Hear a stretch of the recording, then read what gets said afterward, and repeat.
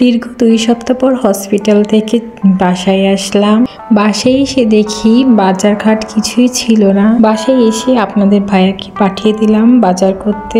আপনাদের ভাইয়া এখানে রুই মাছ, পোলট্রি মুরগি এইগুলো নিয়ে এসেছে আর কিছু কাঁচা সবজি নিয়ে এসেছে।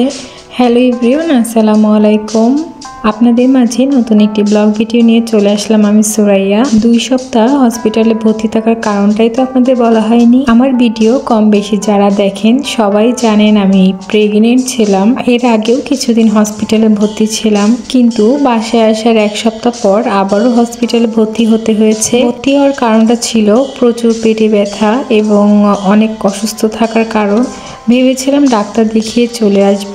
8 মাস প্রেগনেন্সি নিয়ে হসপিটালে গিয়েছি, ভাবতেই পারিনি যে ওই দিনই ভর্তি করে আমাকে ইমার্জেন্সি সিজার করতে হবে। পেটে ব্যথা এবং অন্য কারণ এতটাই খারাপ অবস্থা থাকার কারণে আমাকে রাত্রি ইমার্জেন্সিভাবে সিজার করে। আলহামদুলিল্লাহ আমার বাচ্চাটা হয়। তবে 8 মাস প্রেগনেন্সি অবস্থায় সিজার করার কারণে বাচ্চার অক্সিজেন পেতে একটু সমস্যা হচ্ছিল, এই জন্য এনআইসিউতে ভর্তি ছিল। দীর্ঘ 11 দিন এনআইসিউতে থাকার পরে আলহামদুলিল্লাহ আমার বাচ্চাটা সুস্থ হয় এবং আমার কোলে ফিরে আসে।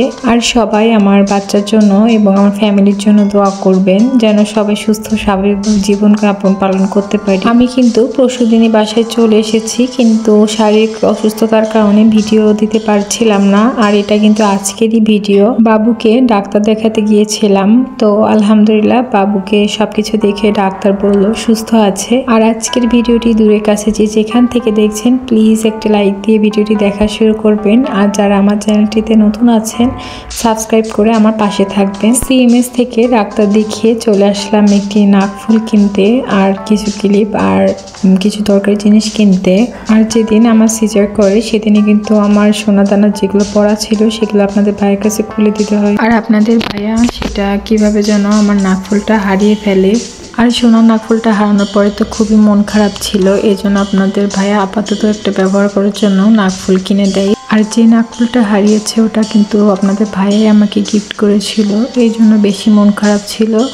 যাই হোক, অনেক কথাই বলে ফেললাম। এখন আমরা সিএমএস থেকে দোকানে গিয়েছিলাম, ওখান থেকে এখন বাসায় ফিরে যাচ্ছি।